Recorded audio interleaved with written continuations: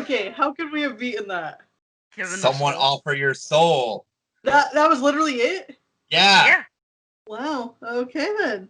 Yeah, I'll do a rewind if you guys want to just see what happens. Sure, I'll do it. Okay. I mean, I am curious. Okay, so who's going to be the offering? I will. All right. So you guys watch as Grok nobly steps forward and kneels before the throne, and you watch as the cryptling points at Grok and just pew, and he's gone. Just vapor and a boot left behind. I mean, that's not a loss in my book. Question 3. Which is faster? A griffin heading to a rodeo, or a hippogriff with its tail on fire? African or European? I don't even know what either of those are. What kind of rodeo are we talking? Tri-state. I've thought about this for so many years, and I cannot come to an adequate conclusion. It's the hippogriff. The hippogriff sounds right. Ah, but you fail to consider the likely third option. A dragon that hasn't eaten in 100 years! Behold door number 2! Upon which the door in the south wall opens up, and there's a green dragon that gets freed from stasis. Oh, great. In a tiny 10-foot room? Yeah. Have fun without It's a Grok. baby. And with that, I need initiative. Abidamus is going to go ahead and go, Verdigris, I haven't seen you in 100 years! Because last time you tried to bite me. Naughty dragon! Naughty, naughty! Now go eat them! Upon which then it is Fenren's turn. I would like to attack the skeleton dude. Go ahead and make your attack roll. Does that hit? Yes, it does. Okay. We're still going. That hits. Good. That hits. Yep. It Yeah. does? Yeah. By the way, you just freaking flurried this thing to oblivion. Good. The skeleton's like, ah! Good. So yeah, no more worried about that. Yeah, dragon to worry about though. Ray can handle it. I might actually, cast something other than a cantrip. Who is now having seen his master and best friend just collapse to the ground.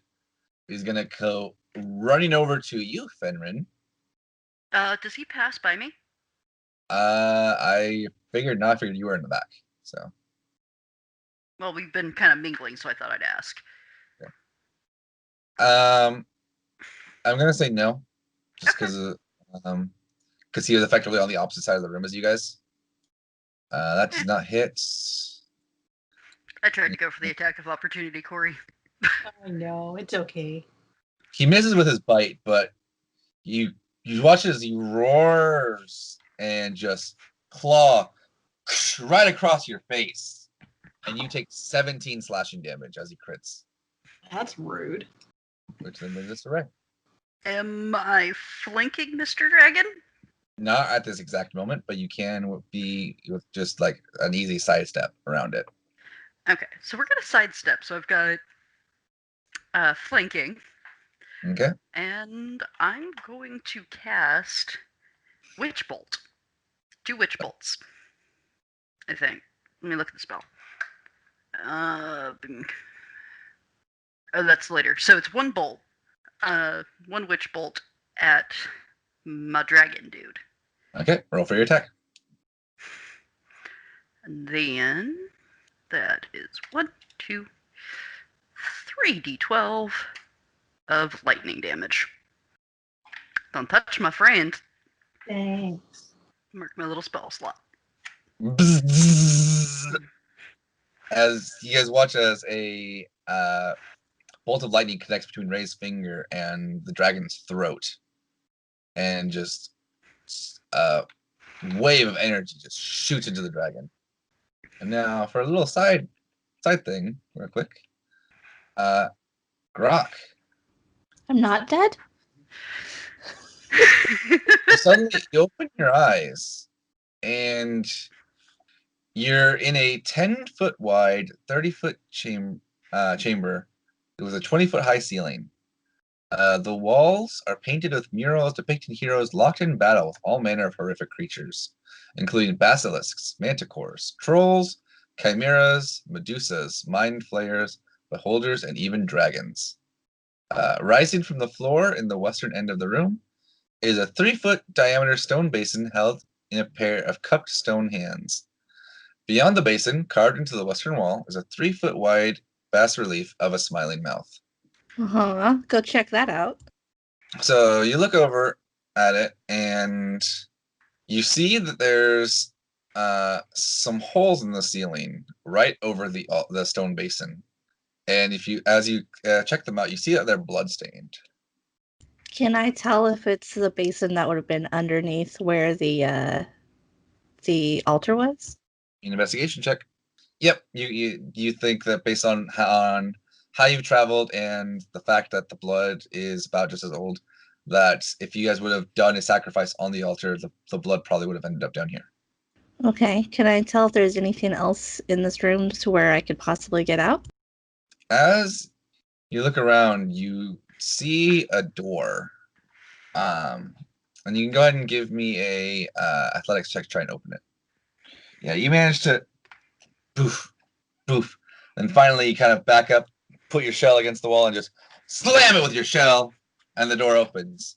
And you see Fenren and Ray in battle with a green dragon. Oh, interesting. And guys, you guys watch as the door opens and it's Grok! He's alive! Now I have to figure out what the hell I'm going to do because I wasn't really paying attention. Well, first I start by initiative.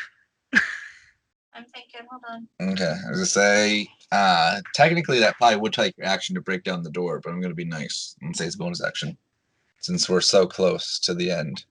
Okay, so I'm going to use a bonus action to do Branding Smite. Okay. So I can then try to hit it with my weapon. You're gonna hit it next turn, right? Yeah. Okay, just making sure because you did break down the door. That's the action. Yeah, I was doing my bonus action. Just making sure. Okay, so you guys watch as Grok channels one of his prayer beads, and all of a sudden it looks like his staff is on fire. Fran, you got a problem there. It's okay. That's fine. Oh, sorry, it's not fire. It's astral radiance.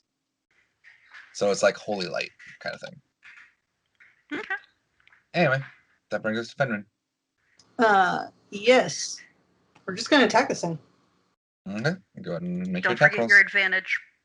Yep, you have advantage because of flanking. That hits. That does not hit.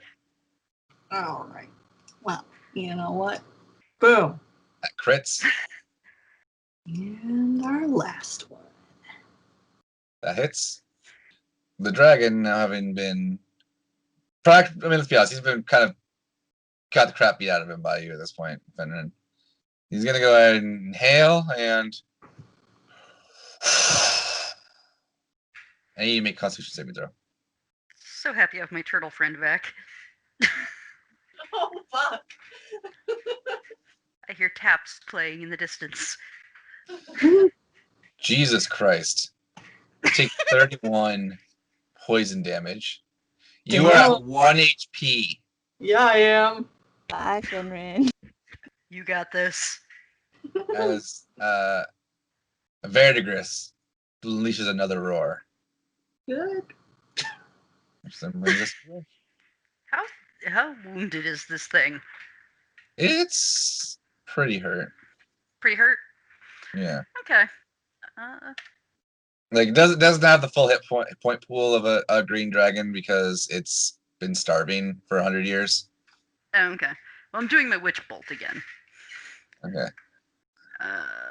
Actually, you don't even have to do the roll. As long as you maintain concentration, if you just are using that as your action, you just do the damage automatically.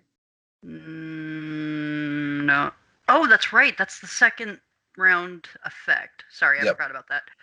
Yeah, so as long as you maintain concentration, once the connection is established, the damage will automatically happen unless the connection breaks.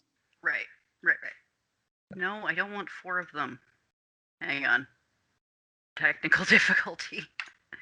That being said, from what I can tell, the each turn damage does not increase with spell slots because it specifies the initial damage rather than the Okay. damage. So because of that, if you want to drop it for a stronger spell, you're welcome to. But otherwise, it will just be 1d12. Yeah, I will drop it for a stronger spell. Though I'm not sure which one would be a better choice right this second. Other than not poison. Huh? So I vote not poison. Oh yeah, no. I don't have anything that does poison. What does Mind Spike do? That sounds fun. 3d psychic damage. Make a will save. Fun. That one's fun. Wait, Okay. can I do the d12 then drop it? Because it's continuing on my turn? Or do I have to drop it first? I'm just curious how that Continuing the damage is your action. works. Okay. Okay, so yeah, we'll save. Throw. That's a big fat negatory, Ghost Rider. Did he nat one? I hope No. he nat one. Damn! No, we got 3. So go ahead and roll your damage. So 3d8?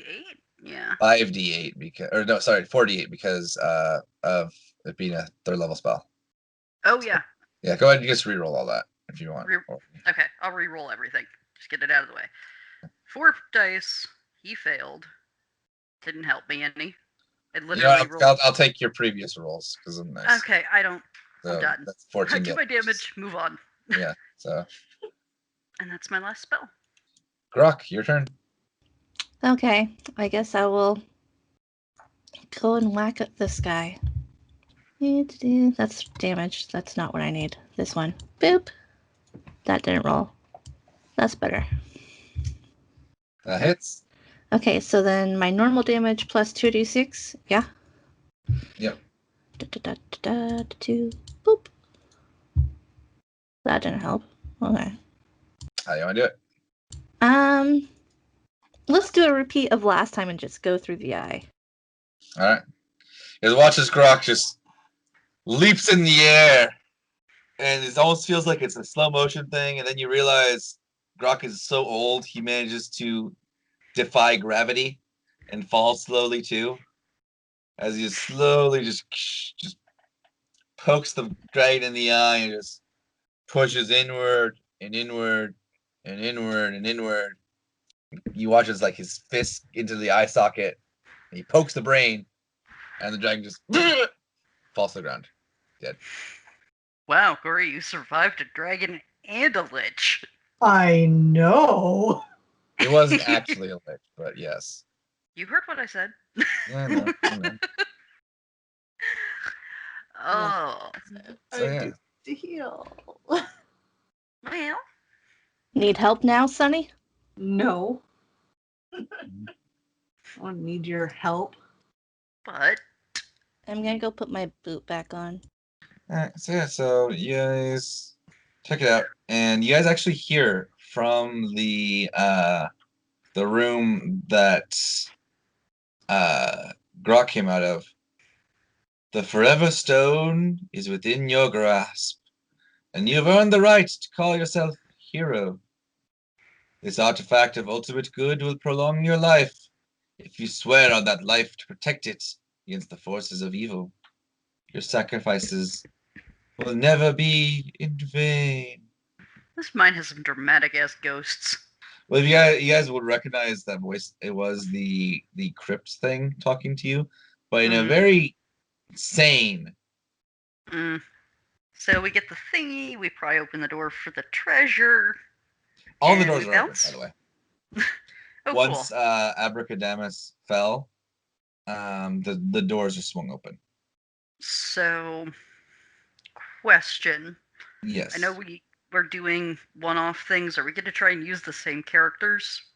I was gonna ask if you guys wanted to do the same characters or not. I figured that'd be easier than having Making to. new ones? Yeah. Yeah, Then we can do that. definitely should go through the treasure and see what we can get for the characters. Okay. If the answer So- was no, then I'd just say we bounce. But I mean, it's all say ultimately up to you. So yeah, no.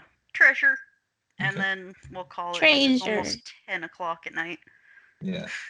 So as you guys go into the treasure room, there's 3 opened wooden chests, along with 10 casks of fine dwarven mead and a horn of blasting that's just resting on a bed of copper and silver. Well, Inside the horn, as you guys inspect it, you'll find 100 tiny crimsonite gems, which you'll recognize is the red gems that have been adorning the throne, as well as the ones that giant dwarf was mining. Yeah, and if you guys check out the treasure chests, yep. the first chest is a collection of 9 silver cat statuettes. Each one is uniquely posed. Okay. And if you guys inspect it, if you guys do an Arcana check, you can Yeah. figure out what it is. Let's do the Arcana. Those are creepy. Grok, you see that one has a yarn ball. Oh, that's cool. I got nothing. Fenren, you've read about these. These are 9 life statuettes. Each one is a single-use wondrous item that can turn 1 failed death save into a success. That's good to know. What's the next chest? The next chest, it has 500 gold and a sealed crystalline scroll tube, which when you open it, you see will contain a notarized deed to Abracadabras' former residence, a crumbling tower on the verge of collapse that is way off on the opposite side of the world. I could just call him Abbas.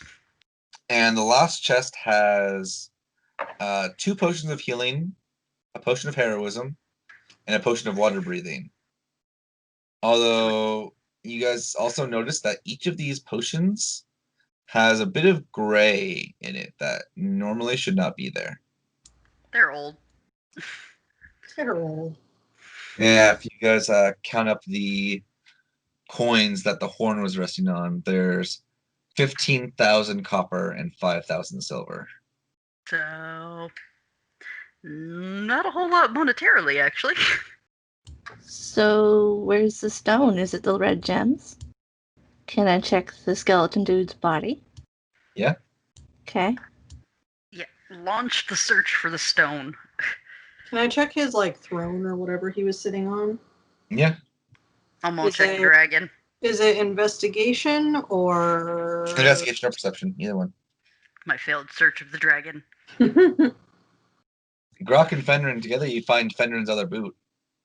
I'm gonna put my boot back on. And glare at Grok while I do it. It was worth a shot. Yeah, otherwise, there's nothing there but a pile of bones. And as far as you can tell, there's nothing on the dragon. Oh yeah, nothing So on the all dragon. 3 of the doors opened, right? Let's check out the room that you got teleported to, my dude. Alright. You guys gotta check it out. And Grok shows you guys the stone basin and points out where a blood would have come from the ceiling. Hmm. But no orb. Nope. Or crystal or what have you. Nope. Well, I guess dude was lying because there's nothing here. Is there anything in the dragon's room? Nope. Dragon's room is empty. Yeah, I got nothing. Hmm. Alright. You know what would have happened? There's no blood in the basin for which the forever stone to be formed from. Put dragon blood in it. Yeah. Let's do that. If we can figure out what's why. Bring over a portion of the dragon carcass and slit it. But you guys watch as the blood turns black, and it just spews out of the basin. Well, that didn't work. Well, give me one of the potions of healing that we got previously. What? Ray, give me one of the potions of healing. Fine, I'll give you the moldy one. I don't want the moldy one. You didn't specify which one. I don't even know what you're doing. I'm gonna slice my hand open and hold it over the basin. Okay, then you can have a good, good potion. No, you can give him the moldy one. Unless you're going to slice your hand open, shush. The blood starts to fill the basin, and the basin starts to shake. And he goes, "You're supposed to be dead for this, but you did beat the wizard. Acceptable." And now the basin is full of blood. And I'm gonna drink that potion. Okay. Yep. Already removed it Congratulations, from my you- inventory. Congratulations, you heal your cut. Now there's a basin full of blood. Now what? Reach in. Into my own blood? Yeah, reach into the basin. Okay. Do that. Grok, you reach in, and at first there's nothing there, but all of a sudden you feel like a rock appear in your hand. Pull out the rock. You have a roughly spherical chunk of opalescent white stone with an astral diamond core. It feels lighter than it looks, and metal gets attracted to it like a weak magnet. Within the shiny surface, you look into it, and you can actually see heroic deeds that you did in your younger days as a druid. Learning like how to do your first animal transformations, summoning your first tree, things like that. And again, you hear the message from before. The Forever Stone is within your grasp, and you've earned the right to call yourself hero. This artifact of ultimate good will prolong your life if you swear on that life to protect it against the forces of evil. Your sacrifices will never be in vain. Okay. And then you kind of hear an angelic voice. So you are the new possessor of me. Do you vow to spend the rest of your life stamping out evil from this world? Samantha? Oh, idiot. If that helps you, you may call me Samantha. Yes, honey. I'll do it for you. Then the pact is complete. And you watch as the stone just suddenly just bright light. And you actually feel your skin tighten and your muscles start to build. No. And you guys legitimately watch as like 20 or 30 years just disappears off of Grok. No. Hey, my knees don't hurt anymore. That's cool. And congratulations, Grok. As long as you vow to fight evil, you are immortal.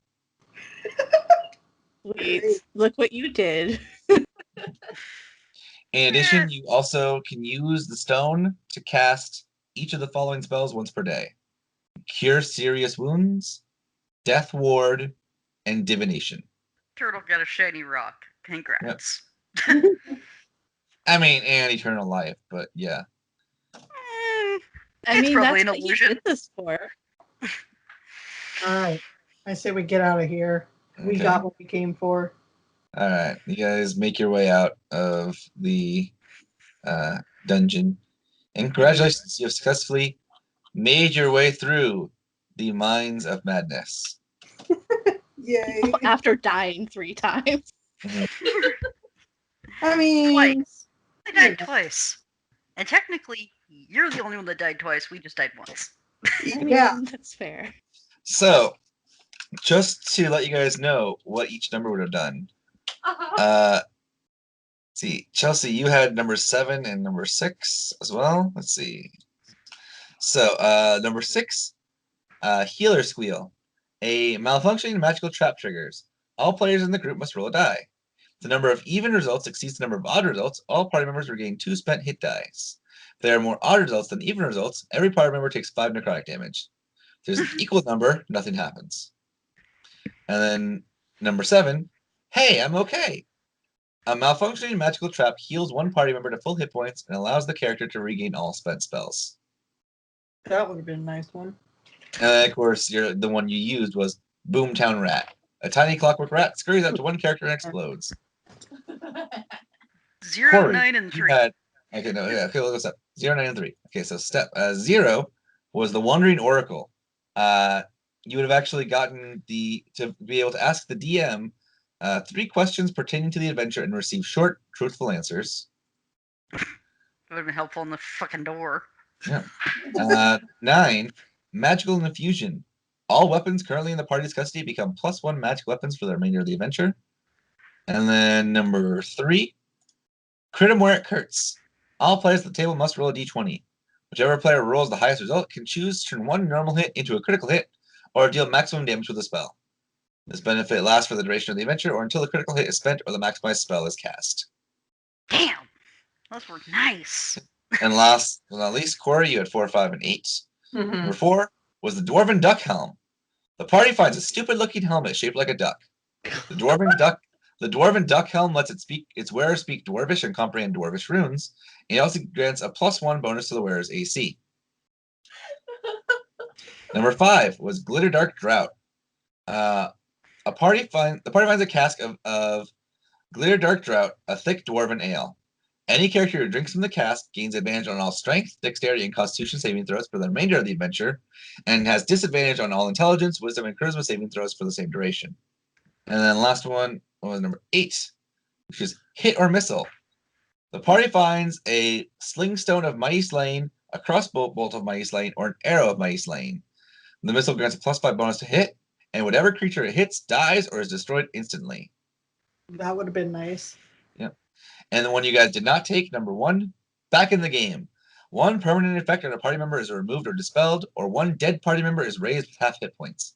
If the affected character isn't with the party anymore, he or she just shows up out of nowhere.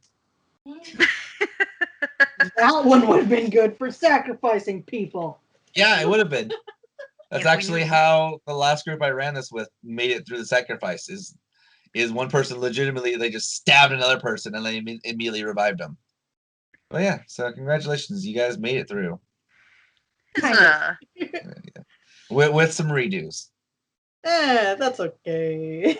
It's okay. We had fun. That was the point. Yep.